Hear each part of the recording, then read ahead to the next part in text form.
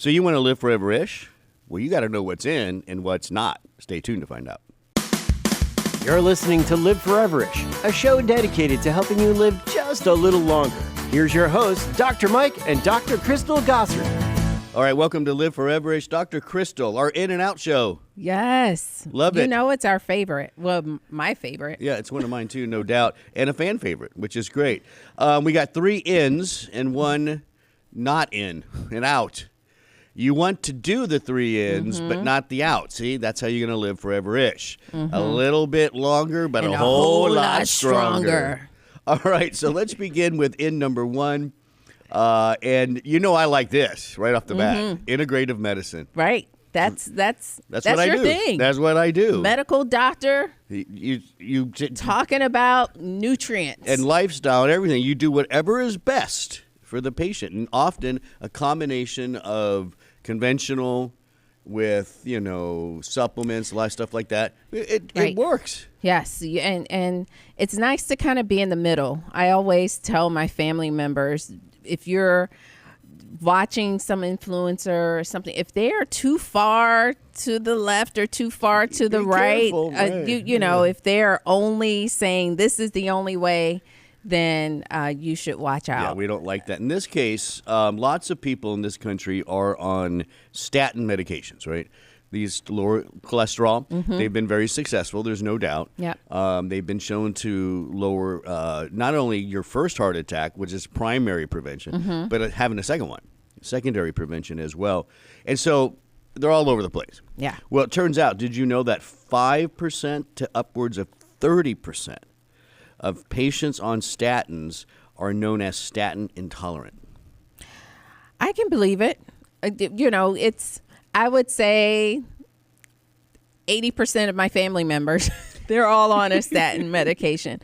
And some of them, there's no problem. My dad's on one. He rarely complains of anything, but he's successfully taking it. But then I have cousins and uncle, his brother. Yeah. Really just didn't do well on the statin. Yeah. A lot of fatigue is what he experienced, specifically muscle fatigue, some pain. And so you bring up a good point because, compliant, being compliant with your medications plays a role in a lot of this kind of stuff. Yeah. But they have shown when you hold that constant, like in studies, they're taking their meds. Right. That's where they're coming up with this percent. Okay. So you're talking about people who are doing it. Oh yes, for sure. Yeah. Yes, these are people who the statin intolerance. These are people who are taking it, and if for whatever reason their doctor has to take them off. So you picked this, Yeah. because it's a very interesting study here. What they did. Do you want to describe kind of the setup so it's here? a pilot study, proof of concept. And you'll see that reflected in the number of participants, only 19 adults. And these individuals have metabolic syndrome. So it's really, it's us looking at the combination of epicatechin, epicatechin, which we find this prevalent in chocolate, in teas. You find some in coffee, but it's an antioxidant, a type of polyphenol.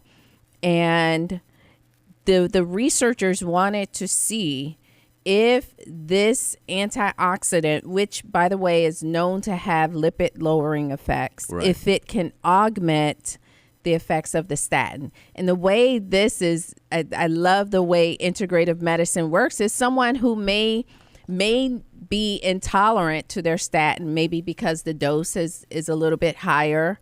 So now maybe you can decrease the dose, bring down the dose of the add statin. in this nutrient, and it's a win-win, and still be able to maintain those healthy lipid levels. Right. So there was a group that was on statin plus placebo, and then the statin plus the nutrient, epicatechin. So they had 2 arms here, right?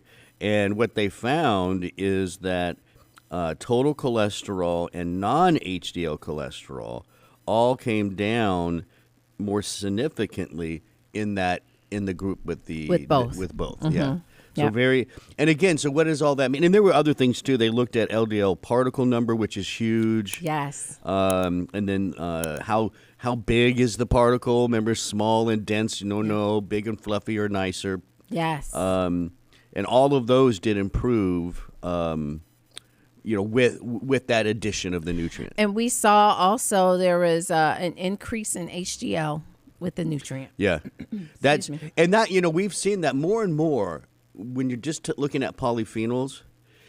More and more evidence is showing that they can raise HDL. Yes. Across the board. That's considered the good transport truck. Yeah, that's the transporting good stuff. That cholesterol, back out of the arteries, back to the liver for processing. Again, a pilot study, small. It's not totally conclusive. It's just, from here, now you get funding for a bigger. That's when you say, hey, look at this. Show me the money. Yeah. We need some cash so that we can run a larger trial. Right. So there you go. Integrative medicine is in number 1. In number 2 is quercetin. Another antioxidant. Yes. We love quercetin. I've been taking it for years. I take it mostly because of my allergies. Okay. And it does help out a lot. Tell us why we're talking about it today. We're talking about it for bone health. So this study was published March 2025 in the Journal of Bone and Mineral Metabolism. And it's a nice design, randomized, double-blind, placebo-controlled, 90-day trial. And good. We know menopause, perimenopause, it's a hot topic, Dr. Mike. Everybody's talking about it.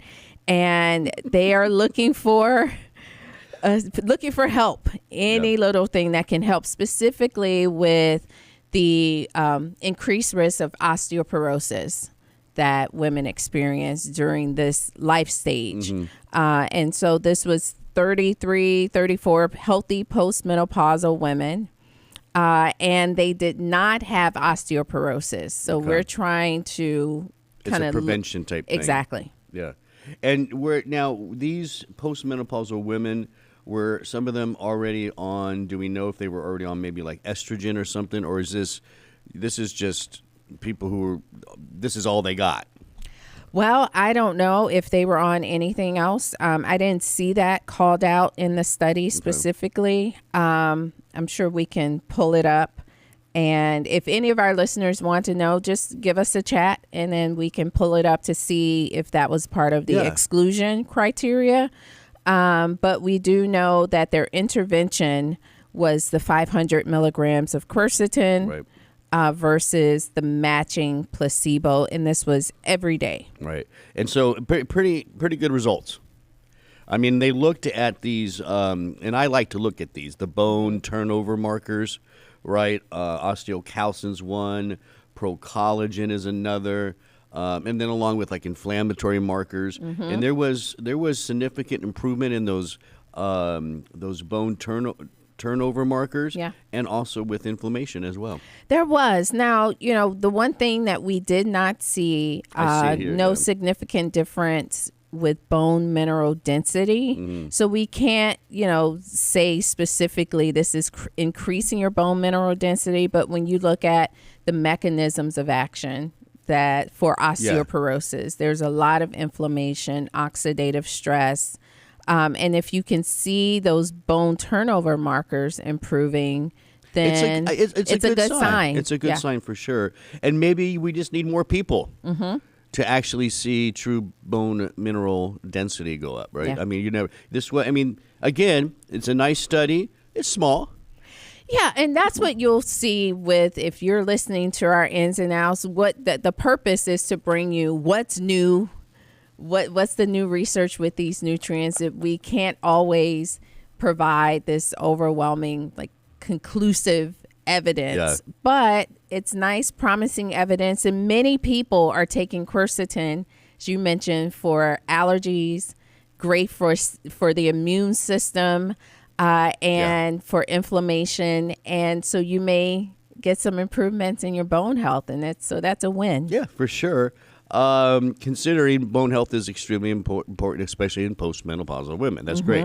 All right, let's go on to in number 3. This one, hey, another great antioxidant, resveratrol. We have a theme today. I know.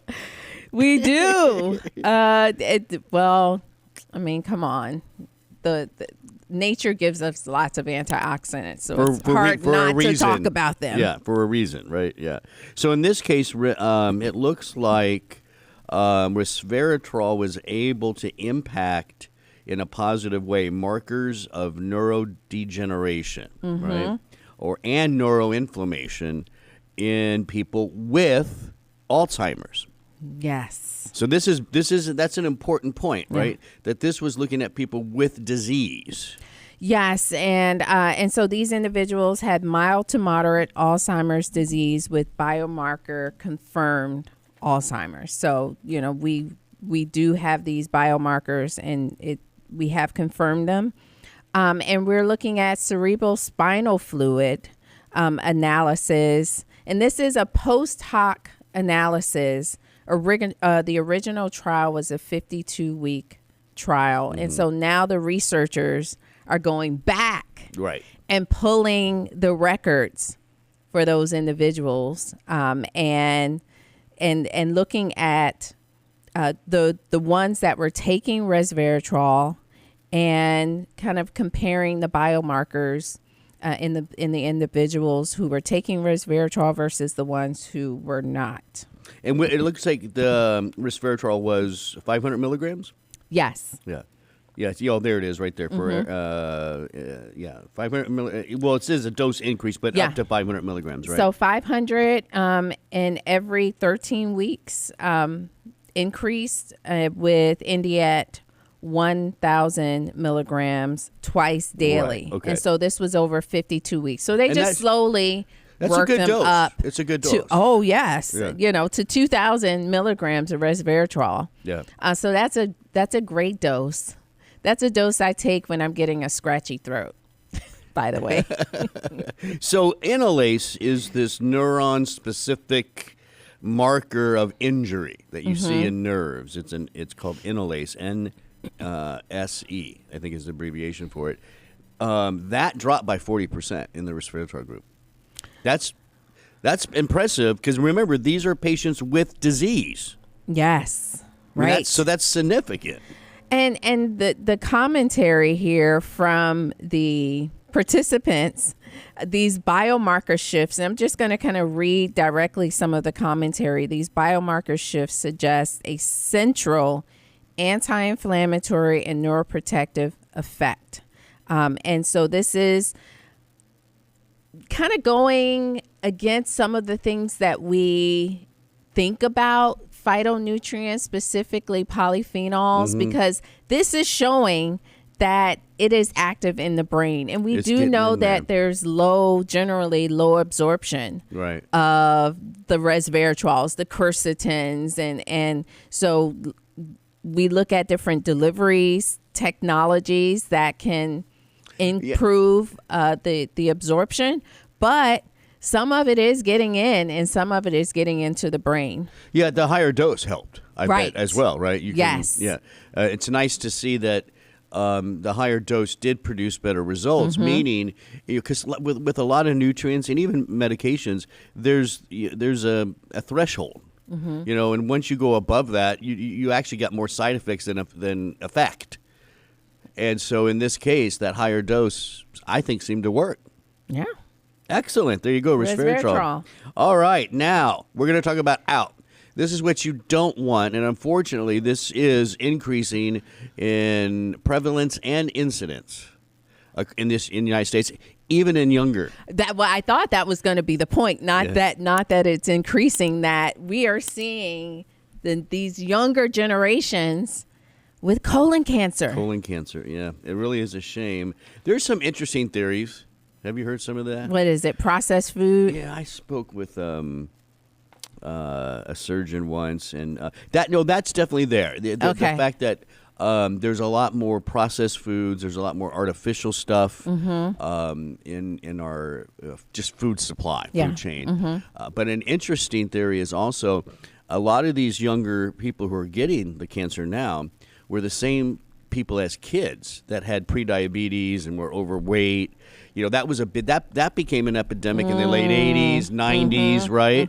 So they're also thinking it's obviously multifactorial. Okay. But they're actually thinking, because we know obesity is a major risk factor. Right. Diabetes is a risk factor. So we're seeing the trickle-down effect now with You're seeing with the these younger consequences of generations. that. Yeah. Well, that's why this study is so important. It was published in the journal JAMA Oncology. So we're talking a big time journal, and it's investigating the long-term effectiveness of initiating the FIT test, which is fecal immunochemical test. Ooh, that was a lot.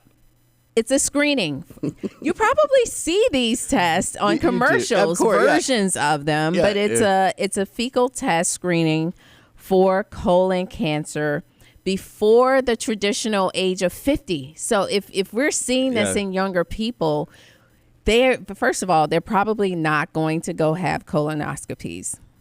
And the insurance probably won't cover it, right? These are good alternatives in those cases. These are like the at-home ones you can also do.